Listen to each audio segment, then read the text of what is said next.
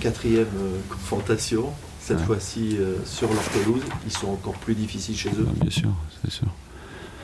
Ils ont le meilleur jardinier de France déjà, donc on s'attend à une belle pelouse où les techniciens vont se régaler. Donc évidemment, on les a tenus pas en échec, mais disons qu'on a fait des prestations correctes, surtout au trophée des champions.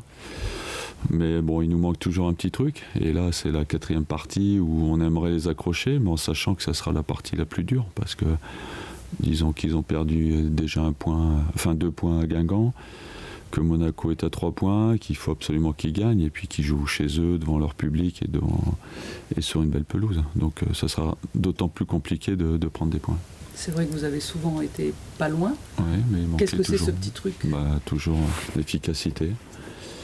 Je me souviens, le trophée des champions, on a fait 2 passes latérales qui nous avaient coûté 2 buts au milieu de terrain. Après, chez nous, je sais plus trop, on avait fait une erreur aussi sur le premier but, alors qu'ils n'avaient pas trop d'occasion.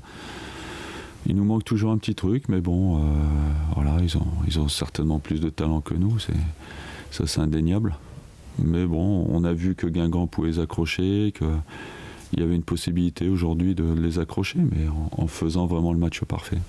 Notamment sur les coups de pied arrêtés, qui semblent être un peu défensivement, ils prennent pas mal de buts comme ça. Ouais, nous on en a remarqué un, ça faisait longtemps qu'on n'avait pas marqué. Voilà, ça s'équilibre un petit peu, même si ils sont pas dans la même cour que nous, mais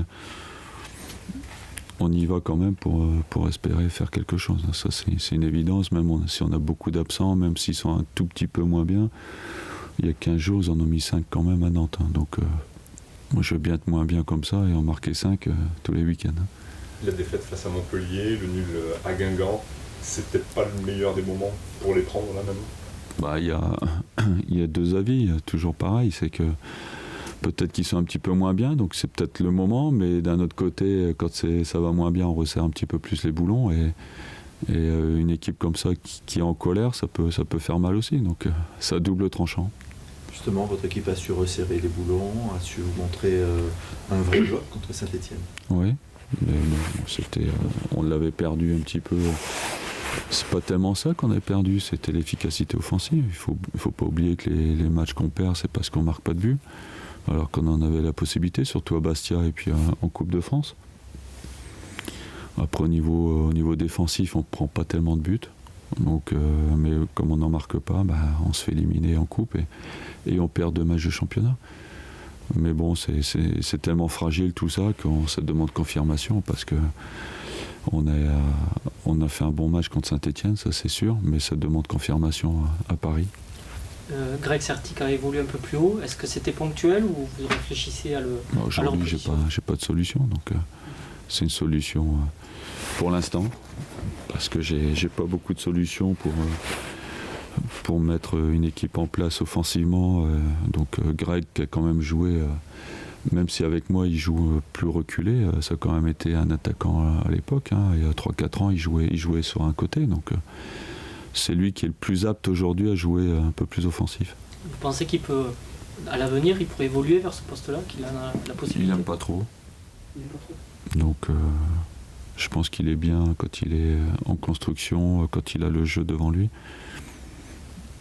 Sur un côté, il n'aime pas trop jouer non plus. Donc voilà, pour jouer plus haut, il faut beaucoup plus de vivacité, plus de vitesse, même s'il n'est pas creux de ce côté-là, mais il a pas les réflexes d'un vrai numéro 10 ou d'un attaquant.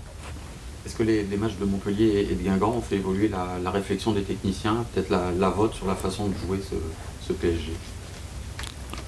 Non, parce qu'on les connaît par cœur, donc après c'est parce qu'ils sont un petit peu moins bien, parce qu'ils ont eu 1 ou 2 absents de marque. Quand ils ont 2 ou 3 absents comme Ibra, comme Cavani, ils peuvent être en difficulté. Donc voilà, j'espère que on fera le match parfait, mais aujourd'hui on peut pas. On a fait toutes les tactiques contre eux, et ils ont gagné, donc c'est pas une histoire de tactique.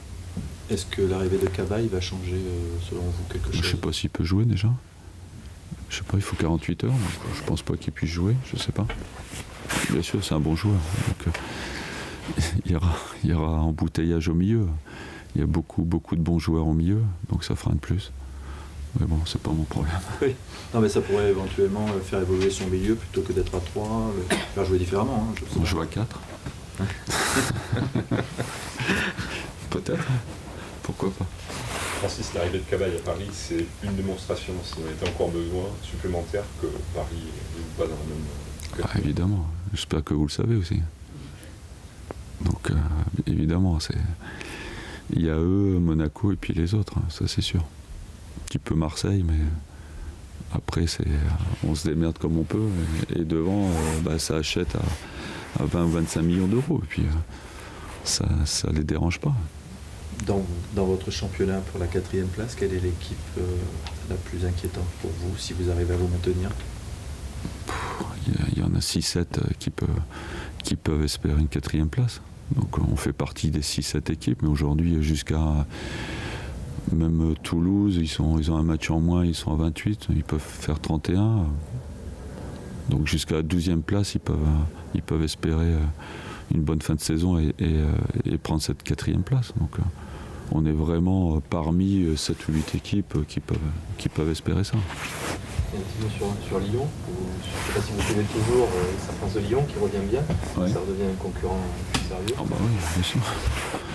Pareil, ils ont un effectif qui est hors norme aussi. Quand on voit des Gomis, des Grenier, Gourcuff, bon, c'est quand même un effectif de haute qualité. Donc qu'ils reviennent là, c'est presque logique. Et je pense qu'ils vont pas en rester là en plus. Donc concurrent encore plus sérieux que les autres encore.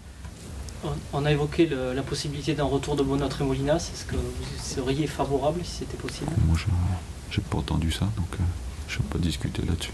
Non, vous l'avez pas entendu? Vous Non, l'avez pas... j'entends rien. Non. Ça vous intéresserait? Des fois, il vaut mieux pas entendre et pas lire, hein, parce qu'on envoie des conneries. Est-ce que ça vous intéresserait si, Mais je peux pas répondre, c'est pas d'actualité, donc... Et est-ce que d'ici le 31 janvier, vous attendez des modifications? Moi, j'ai attendu Ouaro, il est là, je suis content. Voilà. Non, mais éventuellement, vous avez failli perdre partir. Oui, que... peut-être, je sais pas. C'est les dirigeants qui négocient tout ça, mais moi, je ferai avec l'effectif au 1er février, c'est ça? 1er février. Je vous avais dit il y a quelque temps que peut-être le fait d'être un peu perturbé, bon, peut-être il y avait une piste là-dessus aussi. Hein. Non? C'est vous qui êtes au Non, stade de parce votre qu'après, il y a groupe, des joueurs qui sont passés ici en conférence qui ont dit non, absolument pas. Comme quoi. Hein. Donc vous attendez ce vendredi, Non, j'attends vendredi rien soir du tout, à minuit avec... Comment? J'ai dit vendredi soir à minuit, cette période sera finie. Champagne? Ouais. Non, mais il y aura peut-être un peu de quoi? D'excitation? de répit par rapport à ce que vous dites. Les joueurs sont peut-être moins perturbés. Il n'y a pas de répit dans le football. Monsieur Larry, il n'y a pas de répit dans le football. On est toujours sur le qui-vive, vous savez.